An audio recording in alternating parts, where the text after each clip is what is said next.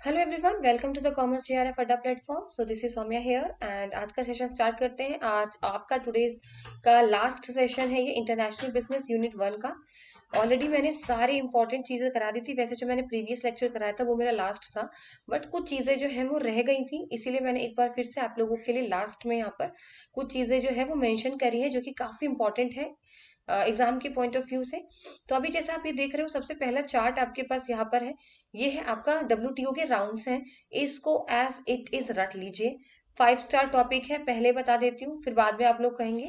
इसमें से हर बार क्वेश्चन आता है और ये क्वेश्चन आता है सीक्वेंसिंग का। सीक्वेंसिंग का यानी आपको अरेंज करना होता है इसको, लेटेस्ट से लेके या फिर ओल्ड तक जाते हैं, ओल्डेस्ट टू न्यूएस्ट जाते हैं, ठीक है। तो सबसे पहला राउंड अगर आपका है तो यहाँ पर है जेनेवा राउंड, जो आपका सबसे पहला राउंड है। फिर आपका अनेसी राउंड है। फिर आपका टोर्क्यो राउंड है। फिर आपका जेनेवा सेकेंड राउंड है। फिर आपका ढिलो राउंड है।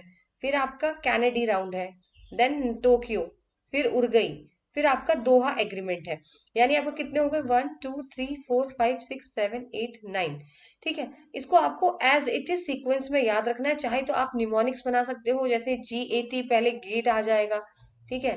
GAT से आप पहले बना सकते हो कि भाई निमोनिक्स बनाने के लिए हमें सबसे पहले क्या है, GAT हमने बना लिया, ठीक है।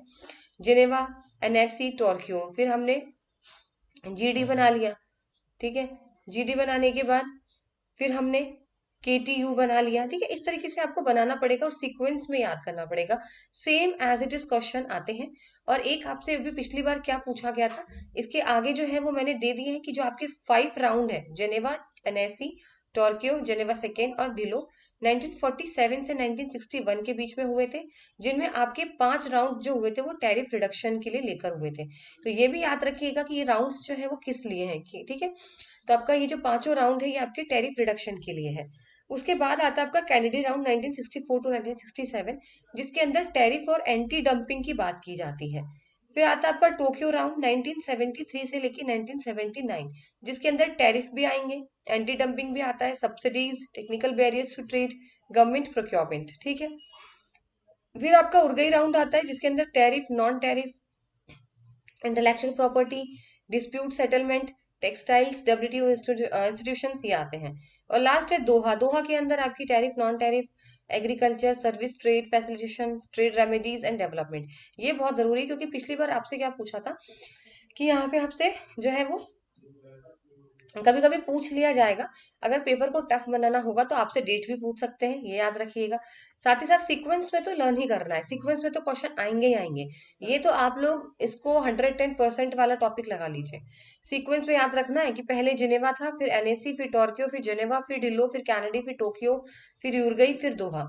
और इसके अंदर क्या क्या होता है ये भी आपको याद रखना है, क्योंकि अगर आप टफ लेवल पे क्वेश्चन आया है तो यही आएगा कि कैनेडी राउंड में किस बारे में बात की गई थी, टैरिफ और एंटी डंपिंग के बारे में। तो ये मैंने आपको यहाँ पे बता दिया है मोस्ट इंपॉर्टेंट चार्ट, ठीक है। देखिए, मैं चाहती तो मैं यूनिट जो है इकोनॉमिक्स की स्टार्ट कर सकती थी, क्योंकि मैंने आपको प्रीवियस लेक्चर में बोला था कि मैं नेक्स्ट यूनिट थर्ड लेकर आने वाली हूँ।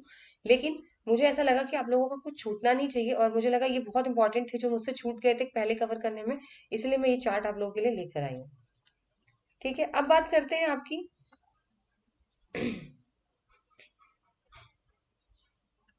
नेक्स्ट स्लाइड में। ठीक है। तो ये जो आपकी नेक्स्ट स्लाइड है ये भी आपकी मोस्ट इंपॉर्टेंट स्लाइड है, ठीक है। इसको भी आपको क्या है,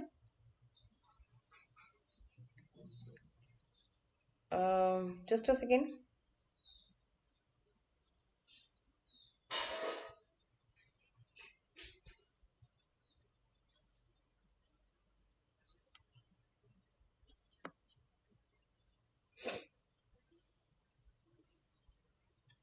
ठीक है, चलिए। तो यहाँ पर क्या दिया हुआ है, आपके मिनिस्ट्रियल कॉन्फ्रेंस, अभी फिलहाल जो क्वेश्चन था, दिसंबर का जो आपका एग्जाम आया था, ठीक है, दिसंबर का जो आपका एग्जाम आया था, उसमें as it is same question, पता है क्या पूछा गया था कि जो आपकी 8th मिनिस्ट्रियल कॉन्फ्रेंस है ये किस लिए है। तो 8th मिनिस्ट्रियल कॉन्फ्रेंस जो है वो आपकी WTO की, ये आपकी होती है लीस्ट डेवलप कंट्रीज के लिए। ये याद रखिएगा, ये कॉन्फ्रेंस जो बनाई जाती हैं, ये जो कॉन्फ्रेंसेस आप देख रहे हो 1st to 11th, ये जो कॉन्फ्रेंसेस है ये आपकी जो है 13 तक है, आगे भी है, मैं दिखाऊंगी आपको। ये जो आपकी कॉन्फ्रेंसेज है ये लीस्ट डेवलप्ड कंट्रीज के लिए होती हैं। तो आपको किस तरीके से याद रखना है, डेट तो नहीं याद रखनी है क्योंकि इतना डेट आप याद नहीं रख पाएंगे। बस आपको इतना याद रखना है कि फर्स्ट मिनिस्ट्रियल कॉन्फ्रेंस आपकी कहाँ हुई थी, इंपॉर्टेंट है आपका प्लेस। प्लेस बिल्कुल याद रख लीजिए। फर्स्ट मिनिस्ट्रियल कॉन्फ्रेंस सिंगापुर में हुई थी। Second ministerial conference Geneva Switzerland में हुई थी। थर्ड मिनिस्ट्रियल कॉन्फ्रेंस आपकी यूएस में हुई थी, सीटल में। फोर्थ मिनिस्ट्रियल कॉन्फ्रेंस दोहा कतार के अंदर थी। Fifth ministerial conference Cancun Mexico. Six ministerial conference Hong Kong. Seventh ministerial conference Geneva Switzerland. और एट्थ की भी आपकी जेनेवा में हुई थी स्विट्जरलैंड में। Ninth Bali Indonesia.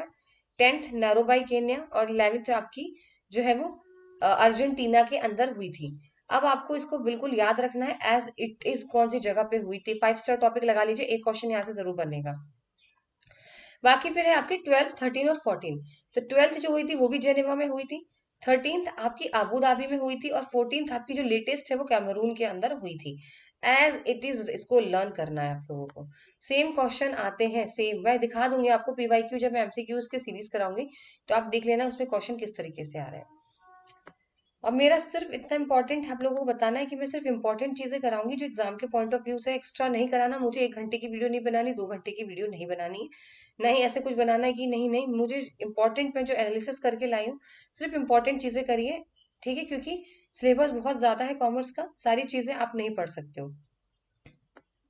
अब आता है एटी करने का इंडेक्स। ये इंडेक्स इसलिए इंपॉर्टेंट है, इससे सिर्फ एक बार क्वेश्चन आया है, ठीक है, और इससे आने के चांसेस भी बढ़ जाते हैं। एक बार आया तो इसका मतलब ये नहीं कि दोबारा नहीं आ सकता, ठीक है। एटी करने के इंडेक्सेस में आपको कुछ नहीं ज्यादा याद रखना है, आपको बस इसके 4 कैटेगरीज याद रखने हैं। इकोनॉमिक, पर्सनल, टेक्नोलॉजी और पॉलिटिकल।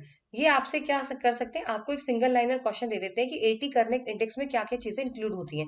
तो आपके सामने ये दे देंगे इकोनॉमिक, पर्सनल, टेक्नोलॉजी, पॉलिटिकल, ऐसे करके बी ऑप्शन में आपका इकोनॉमिक सोशल कर देंगे पर्सनल की जगह।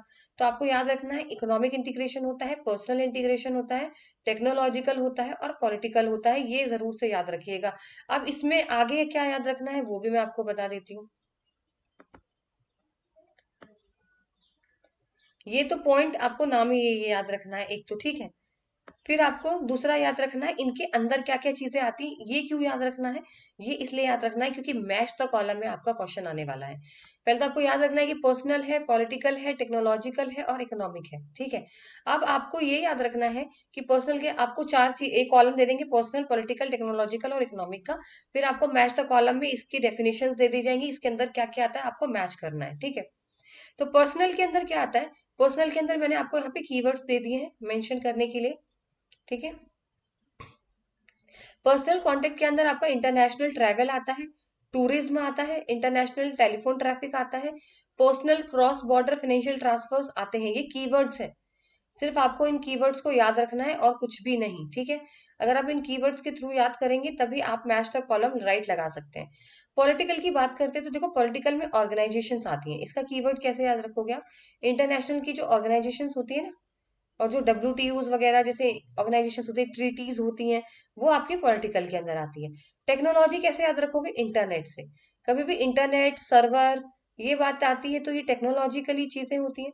और इकोनॉमिक में हमेशा ट्रेड की बात की जाती है, इकोनॉमिक में international trade, foreign direct investments. तो ये मैंने कीवर्ड दिए हैं यहाँ पर आपको, ठीक है। इन्हीं कीवर्ड्स को बस याद कर लीजिए, आप तुरंत मैच द कॉलम एकदम सही लगाएंगे, ये मेरी गारंटी है आपको, ठीक है। बस ये जो छोटे छोटे कीवर्ड्स मैंने आपको दिए हैं इनको याद रखिए। कभी भी पर्सनल कांटेक्ट आता है तो आपका खुद का टूरिज्म क्या है, इंटरनेशनल ट्रेवल क्या है, टेलीफोन ट्रैफिक क्या है, personal cross border financial transfers, हम भेज रहे हैं कंट्री से दूसरे, पर्सनली हम क्या भेज रहे हैं, ठीक है। पॉलिटिकल की बात आती है तो इंटरनेशनल ऑर्गेनाइजेशन और ट्रीटीज होती हैं। टेक्नोलॉजी की बात करते हैं तो इंटरनेट है। इकोनॉमिक की बात करते हैं तो ट्रेड एंड FDI फ्लोज है। ये भी आपका मोस्ट इंपॉर्टेंट। आजकल क्या हो रहा है, सीक्वेंसिंग के क्वेश्चंस बहुत आ रहे हैं, सीक्वेंस में लगाना होता है स्टेप्स को, और जिन जिन के स्टेप्स में दिए हुए हैं वो तो आप बिल्कुल याद कर लीजिए, ठीक है। सबसे पहले है WTO का सेटलमेंट का डिस्प्यूट का प्रोसीजर, कई बार एग्जाम में पूछ चुके हैं, ठीक है। इसमें सबसे पहले क्या होगा, सबसे पहले हम कंसल्टेशन करते हैं, ठीक है। सबसे पहला पॉइंट है ना, अगर हम करेंगे कि आप आपस में देख लो, कंसल्ट कर लो, ठीक है, अगर हो जाता है तो ठीक है। तो सबसे पहला पॉइंट यहाँ पे कंसल्टेशन का है। फिर हम पैनल बिठाते हैं, 60 डेज का टाइम दिया जाता है, यहाँ पे टाइम भी है ये भी याद रखिएगा, ठीक है। 60 डेज का टाइम होता है। फिर पैनल बैठती है, ठीक है, पैनल बैठती है तो 9 महीने का टाइम हो जाता है। फिर अपील करते हैं अपीलेट बॉडी को, फिर 90 डेज का काम होता है, और फिर होता है आपका इम्प्लीमेंटेशन 15 महीने का, फिर होता है रिटेलिएशन। इसको एज इट इज इसको आपको याद रखना है, ठीक है। ये आपका स्टेप्स में क्वेश्चन आएगा जरूर से, ठीक है, कि क्या स्टेप्स होते हैं डब्ल्यूटीओ के सेटलमेंट का। तो पहला कंसल्टेशन, फिर पैनल, फिर अपीलेट बॉडी, और फिर इम्प्लीमेंटेशन, फिर रिटेलिएशन। अब देखिए इसमें क्या होता है, कभी कभी आप सोचते हो कि किस तरीके से क्वेश्चन आ सकते हैं, ठीक है। देखिए पहले तो यहाँ पे आपको ये चीज देखनी है कि जो डब्ल्यूटीओ का सेटलमेंट है इसकी याद रखनी है आपको पहले तो, कि ये जो आप यहाँ पे देख रहे हो डेज, ये आपको डेज बिल्कुल याद रखने एज इट इज, ठीक है। फिर अगर मैं कंसल्टेशन की बात करती हूँ ना यहाँ पे, तो यहाँ पे आपको एक चीज देखनी होती है कि सबसे पहले क्या चीज है यहाँ पर, कि हम कंसल्ट करेंगे। देखिए आपको सिंगल लाइन में भी क्वेश्चन दे दिया जाएगा, और उसको स्टेप जरूरी नहीं कि एक एक वर्ड में दे दिया जाए कि कंसल्टेशन है, पैनल है, अपीलिएट है, इम्प्लीमेंट है और रिटेलिएशन आप कर दो उसको सीक्वेंस में, नहीं। कभी कभी क्या होता है आपको लाइन में दे देते हैं, एक लाइन बना के दे देंगे, फिर बीच में आपको वर्ड ढूंढना है, कीवर्ड कंसल्टेशन। तो जहां पे भी पहले किसी भी लाइन में कंसल्टेशन लिखा होगा आपको वो फर्स्ट स्टेप लेना है। फिर ढूंढना है आपको पैनल वर्ड, ये कीवर्ड है, पैनल ढूंढना है। फिर आपको अपीलेट बॉडी ढूंढनी है, फिर इम्प्लीमेंटेशन, फिर रिटेलिएशन। एक बार थोड़ा सा शॉर्ट डिटेल में आपको यहाँ पे बता देती हूँ। देखिए कंसल्टेशन का मैं आपको बता चुकी हूँ कि आपको कंसल्ट करना है, आपको नेगोशिएट करना है बैठकर, ठीक है। फिर हम उससे एक बात नहीं बनती है तो हम क्या करते हैं, कंसल्टेशन फेल हो जाता है तो कंप्लेनिंग पार्टी क्या करती है, वो बोलती है कि आप एक पैनल को कमिट करो, मतलब एक पैनल को स्टैब्लिश करो। वो मतलब वो क्या करेंगे, इन्वेस्टिगेट करेंगे, पैनल बैठती है। फिर पैनल के एग्जामिनेशन, जो पैनल बैठता है तो पैनल एग्जामिनेशन करती है केस का, ठीक है। केस के बारे में आर्ग्यूमेंट सुनती है दोनों पार्टीज का कि क्या प्रॉब्लम है, ठीक है। फिर उसके बाद क्या होता है कि इधर कोई भी पार्टी अपील कर सकती है, पैनल की जो रिपोर्ट आएगी ना उसको अपीलेट बॉडी को, जैसे अगर उनको समझ में नहीं आया पैनल का, वो उन्हें नहीं लग रहा है कि हमारे फेवर में है, तो वो आप अपीलेट बॉडी में फिर वो जाएगी, कोई भी पार्टी हो सकती है, ठीक है, दोनों में से, ठीक है। इफ द पैनल और अपीलेट बॉडी अगर हमें लग रहा है मेंबर्स को कि इनकंसिस्टेंट है, नहीं हो रही है, ठीक है, तो वो रिकमेंड करेगी कि आप जो है क्या करो, फिर नेक्स्ट पे आ जाओ, आप इम्प्लीमेंट करना शुरू कर देगी वो, ठीक है। उसके बाद फिर क्या होता है लास्ट में रिटेलिएशन। इस तरीके से ये प्रोसेस पूरा चलता है, ठीक है। तो इसी प्रोसेस को बस आपको इतना याद रखना है कि इम्प्लीमेंट हो जाता है। ये देखिए रिटेलिएशन ना कहीं कहीं होगा, कहीं कहीं नहीं होगा, ये भी याद रखिएगा, क्योंकि मैंने यहाँ पर जो है वो ऐड कर दिया है, क्योंकि ऐड करने से इसलिए मैंने ऐड कर दिया, कहीं कहीं जगह रिटेलिएशन दिया हुआ है, ठीक है, और कहीं कहीं जो है वो रिटेलिएशन नहीं दिया हुआ है। तो अगर इम्प्लीमेंटेशन तक खत्म हो जाता है तो इम्प्लीमेंटेशन तक ही रखिएगा, ठीक है। लेकिन रिटेलिएशन क्या होता है, मोस्ट सबसे फाइनल होता है। अगर ये दिया होगा एग्जाम में तो रिटेलिएशन लास्ट होगा, लेकिन मोस्टली एग्जाम में रिटेलिएशन नहीं देते हैं, ठीक है, वो मैंने आपको यहाँ पे एक्स्ट्रा लिख दिया है। अगर रिटेलिएशन आता है तो रिटेलिएशन लास्ट होना चाहिए, ठीक है। अगर ये चीज आती है, क्योंकि ये लास्ट रिजॉर्ट होता है डिस्प्यूट सेटलमेंट बॉडी का, अगर जैसे अब मैं अगर मैं सबसे लास्ट स्टेज की बात करूं तो वो आपका इम्प्लीमेंटेशन के बाद रिटेलिएशन ही होता है, ठीक है। क्योंकि इम्प्लीमेंटेशन में तो वो देखते हैं ना कि जो हमने अपीलेट बॉडी ने जो भी डिसीजन लिया होगा अपीलेट बॉडी ने, तो वो डीएसपी जो है वो मॉनिटर करता है कि इम्प्लीमेंटेशन सही से रिकमेंडेशन हुई है कि नहीं हुई है, सब कुछ सही से फॉलो हुआ है या नहीं हुआ है, ठीक है। अगर नहीं होता है कि नहीं नहीं हुआ है, तो फिर हम लास्ट स्टेज पे जाते सस्पेंशन कर देते हैं हम ऑब्लिगेशन का। यही होता है आपका रिटेलिएशन में, ठीक है। तो यही चीज होती है कि वो ये सारा प्रोसीजर होता है, बस आपको इतना ये कीवर्ड यहाँ पर ध्यान रखना है, ठीक है। फिर आती है आपकी डंपिंग। तो डंपिंग क्या बोलती है, डंपिंग में ये बोला जाता है कि कोई भी कंट्री, कोई भी डंपिंग को जब बोला जाता है, जब भी कोई भी गुड्स जो है वो एक्सपोर्ट किए जाते हैं एक कंट्री से दूसरी कंट्री पे, बहुत ही कम पैसे में, बहुत ही लोअर, मतलब इतना कम पैसा इतने कम पैसे पे बेचते हैं कि जो दूसरी कंट्री में, अगर जैसे मैं इंडिया में हूँ तो इंडिया में अगर मैंने कुछ भी भेजा, चिप्स भेजी मैंने, देखिए चिप्स का एक्सपोर्टिंग किया मैंने, तो मैंने चिप्स इतने सस्ते में बेच दिया है मैंने चाइना में जाके, इतने सस्ते में भेजा है कि जो चाइना के लोकल प्रोड्यूसर्स है उनको बहुत नुकसान हो रहा है ना। तो इससे कहते हैं डंपिंग, ये अनफेयर ट्रेड प्रैक्टिसेस होती है जिससे इंटरनेशनल ट्रेड डिस्टॉर्ट होता है, ठीक है। इसीलिए एंटी डंपिंग मेजर्स यूज किए जाते हैं। तो डंपिंग जब भी बोला जाता है जब कोई भी गुड्स हम एक्सपोर्ट करते हैं कंट्री से दूसरी कंट्री पे, पर प्राइस बहुत लोअर कर देते हैं उसकी नॉर्मल वैल्यू से, ठीक है। अब डंपिंग में आपको क्या याद रखना है, चार टाइप्स मोस्ट इंपॉर्टेंट है, इनको आप एकदम से याद कर लीजिएगा। सबसे पहला होता है स्पॉडिक। स्पॉडिक का मतलब अगर आप कभी ओकेजनली आप करते हो, मतलब आपके पास बहुत ज्यादा इन्वेंट्री हो गई है, आपके पास बहुत ज्यादा माल है, आपको उसको बेचना है, मतलब ज्यादा हो गया है हमारे पास, तो हमें एक्सपोर्ट करना है कम पैसे पे, तब हम करते हैं। स्पॉडिक कभी भी रेगुलर नहीं होती, हमेशा कभी कभी हम करते हैं ये, ठीक है, प्रैक्टिस। प्रीडेटरी क्या होता है, प्रीडेटरी में तो हम क्या करते हैं कंपनी रेगुलरली सेल कर रही है फॉरेन मार्केट में कम पैसों में, लोअर प्राइसेस में, बहुत ही कम पैसों में वो रेगुलरली डेली बेसिस पे, मतलब आप समझ लीजिए वो फॉरेन मार्केट में एक्सपोर्ट कर रही है। परसिस्टेंट की बात करें तो परसिस्टेंट जो है वो ज्यादा परमानेंट होता है प्रीडेटरी से। सेल्स जो है वो कॉन्स्टेंटली लोअर प्राइसेस में होती है। प्रीडेटरी तो तब भी पता क्या करता है कि चलो एक बार मार्केट कैप्चर हो जाए तो हम छोड़ देंगे, लेकिन परसिस्टेंट वो नहीं छोड़ता, चाहे मार्केट कैप्चर हो जाए चाहे ना हो, वो कंसिस्टेंटली आपको जो है वो लोअर प्राइसेस पे बेचेगा। लेकिन फिर आता है रिवर्स। रिवर्स क्या बोलता है कि company dumps in home market by selling at a higher price in market, कि अपनी इंडिया में मैं चिप्स, अपने इंडिया में तो मैं सस्ती बेच रही हूँ चिप्स, लेकिन मैं फॉरेन में जाके चाइना में मैं बहुत महंगा बेच रही हूँ। उल्टा कर दो डंपिंग का। डंपिंग में मैंने बताया था आपको, एक अपनी कंट्री में तो इतना सस्ता है कि आप वो चीज बाहर जाके इतने सस्ते में बेच रहे हो, पर अब हमने क्या किया, रिवर्स कर दिया। अब हम अपने में तो सस्ता बेच ही रहे हैं, पर बाहर हम बहुत महंगा बेच रहे हैं फॉरेन कंट्री में। ये चार टाइप बहुत इंपॉर्टेंट है, इनमें से क्वेश्चन हर बार आपको देखने को मिलता है, ठीक है।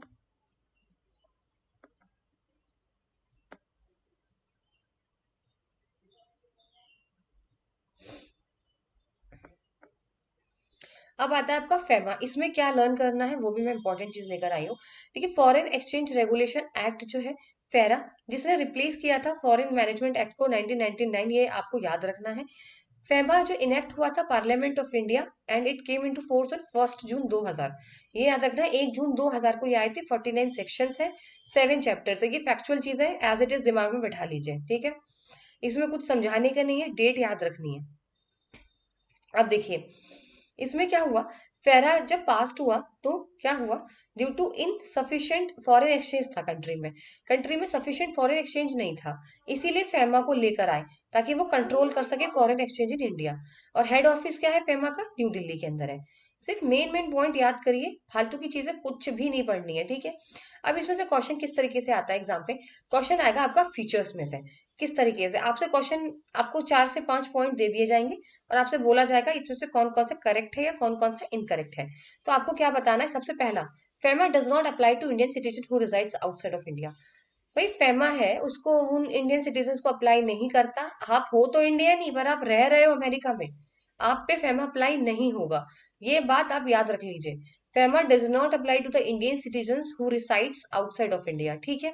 दूसरा, सेंट्रल गवर्नमेंट के पास अथॉरिटी होती है फेमा को, फेमा पे कितना भी रूल्स, कोई भी रेस्ट्रिक्शन सिर्फ सेंट्रल गवर्नमेंट लगा सकती है, ठीक है, क्योंकि वही सुपरवाइज करती है कि कितना पेमेंट आप किसी इंडिया के बाहर कोई पर्सन उसको दे रहे हो, कितना रिसिट हो रहा है, क्या सिक्योरिटी है फॉरेन एक्सचेंज की, सारी चीजें सेंट्रल गवर्नमेंट के पास होती है। इससे सेंट्रल गवर्नमेंट चाहे ना तो वो कभी भी कितना भी कुछ भी वो फेमा को रेगुलेट करेगी, फेमा को रेस्ट्रिक्ट कर सकती है, ये याद रखिएगा, ठीक है। फेमा जो है वो क्लासिफाइड है करंट अकाउंट में और कैपिटल अकाउंट में, ये याद रखिएगा। फेमा को दो में डिवाइड किया गया है। फेमा को आपको डिवाइड किया गया है एक करंट अकाउंट में और एक कैपिटल अकाउंट में, मोस्ट इंपॉर्टेंट, ठीक है। फिर ये आपको याद करना है, FERA replaced by FEMA in 1998 by the government of Atal Bihari Vajpayee. FEMA pass हुआ था in the winter season of parliament on 29 दिसंबर 1999। डेट भी याद रखनी है, सिर्फ ईयर से काम नहीं चलेगा। 29 दिसंबर 1999, 29 ऑफ दिसंबर 1999, ठीक है। फॉरेन एक्सचेंज जो फेरा था, ठीक है, is an act that impose strict regulation on foreign exchange dealings, securities and transactions, ठीक है, certain kind of payment in foreign currency, काफी सारी रेस्ट्रिक्शंस लगा दी थी फेरा ने, इसी की वजह से फेमा को लेकर आए, ठीक है। और जो फेरा था वो पास हुआ था 1973 में और उसका इफेक्ट आया था 1 जनवरी 1974। सिर्फ इतना याद रखना है, ठीक है। बाकी देखो मैंने आपको बताया कि FEMA gives the central government the power to impose restrictions, ठीक है, इससे क्वेश्चन आएगा। और जो भी ट्रांजेक्शन्स होते हैं ना, वो सिर्फ एक ऑथराइज्ड पर्सन ही कर सकता है, कोई भी पर्सन मुंह उठा के यहाँ पे जो है वो ट्रांजेक्शन नहीं करेगा, ऑथराइज्ड पर्सन ही करेगा, ठीक है। दूसरी चीज, अगर आप करंट अकाउंट में कोई भी फॉरेन एक्सचेंज हो रहा है, कोई भी डीलिंग हो रही है, कोई भी ट्रांजेक्शन हो रहा है ऑथराइज पर्सन से, फिर भी सेंट्रल गवर्नमेंट जो है वो रेस्ट्रिक्शंस लगा सकती है। अगर आप कैपिटल अकाउंट से भी अगर आप कोई ट्रांजेक्शन कर रहे हो तो भी सेंट्रल गवर्नमेंट रेस्ट्रिक्शन लगा सकती है। इसका मतलब ये नहीं कि हमने ऑथराइज पर्सन से ट्रांजेक्शन करा लिया और हमने सारी चीजें हम फॉलो कर रहे हैं तो अब नहीं लगाएगा सेंट्रल गवर्नमेंट रेस्ट्रिक्शन। जो सेंट्रल गवर्नमेंट है वो कभी भी यहाँ पर रेस्ट्रिक्शंस इम्पोज कर सकता है, चाहे आप करंट अकाउंट से डील करें चाहे आप कैपिटल अकाउंट से डील करें, मोस्ट इंपॉर्टेंट पॉइंट, ठीक है। अब यहाँ पर जो है यही चीज थी, इतने ही मेन इंपॉर्टेंट पॉइंट्स थे यहाँ पर पढ़ाने के लिए। और बाकी मैं आपको सारी चीजें यहाँ पे बता चुकी हूँ कि ये सारे स्लाइड्स मैं आपको यहाँ पे करा चुकी हूँ। इनको अच्छी तरीके से आपको लर्न करना है, बहुत इंपॉर्टेंट है, ये राउंड्स हैं आपके, ठीक है ना। ये मिनिस्ट्रियल कॉन्फ्रेंसेस है, A to Z आपको इसी तरीके से याद रखनी है। ठीक है, उसके बाद आपको फिर ये 3 यहाँ पर मैंने एक्स्ट्रा ऐड करी है। फिर उसके बाद 80 करने का इंडेक्स आपको याद रखना है। इसके अंदर क्या क्या चीजें आती हैं आपको वो याद रखनी है। फिर WTO का सेटलमेंट, कौन सा पहला पॉइंट है, कौन सा सेकंड है, अपीलेट बॉडी है, पहले कंसल्टेट करेंगे, अगर कंसल्टेशन नहीं होता है तो हम पैनल बैठाएंगे, वो डिस्कस करेंगे, उनका अगर अप्रूव नहीं होता तो अपीलेट बॉडी पे जाएंगे, अगर उनका भी समझ में नहीं आता है तो फिर ऑब्लिगेशंस को यहाँ पे रिटेलिएट कर दिया जाता है, यानी कैंसिल कर देते हैं। ठीक है, अगर according to rules and regulation implement नहीं किया गया है डिसीजन तो रिटेलिएट कर दिया जाता है, यानी कैंसिल कर दिया जाता है। तो वो चीज यहाँ पर मैंने डेट वाइज आपको यहाँ पे दे दिया है, सारी चीजें मैंने आपको यहाँ पे इंपॉर्टेंट चीजें बताई हैं, और ये बहुत मोस्ट इंपॉर्टेंट है। जितना कहा है बस उतना ही पढ़िए, ठीक है। ज्यादा आप जाइए मत कि फेमा में आपको एकदम घुसना है। फेमा के फीचर्स बहुत इंपॉर्टेंट है, और कुछ पढ़े ना पढ़े आप, पर फेमा के फीचर्स जरूर याद कर लीजिएगा। दिसंबर 2024 में ऐसा सेम क्वेश्चन आया हुआ था, जिसमें आपको ये सारे पॉइंट्स दे दिए गए थे, आपको ट्रू और नॉट ट्रू बताना था, इस तरीके का कोई क्वेश्चन था। ठीक है, तो चलिए आज का सेशन यही था, और अब नेक्स्ट सेशन, ये लास्ट सेशन था, ये जो कुछ चीजें छूट गई थी मैं लेकर आई थी आप लोगों के लिए। नेक्स्ट सेशन में इकोनॉमिक्स स्टार्ट करेंगे, और इकोनॉमिक्स में भी सिर्फ मेन मेन जो इंपॉर्टेंट है एग्जाम के पॉइंट ऑफ व्यू से वही पढ़ाया जाएगा। बाकी चीजें आपको एक्स्ट्रा टाइम मिलता है तो आप कर सकते हैं। तो चलिए मिलते हैं आपसे नेक्स्ट सेशन में, और सेशन अच्छा लगे तो लाइक एंड शेयर जरूर करिए। तब तक मिलते हैं आपसे नेक्स्ट सेशन में।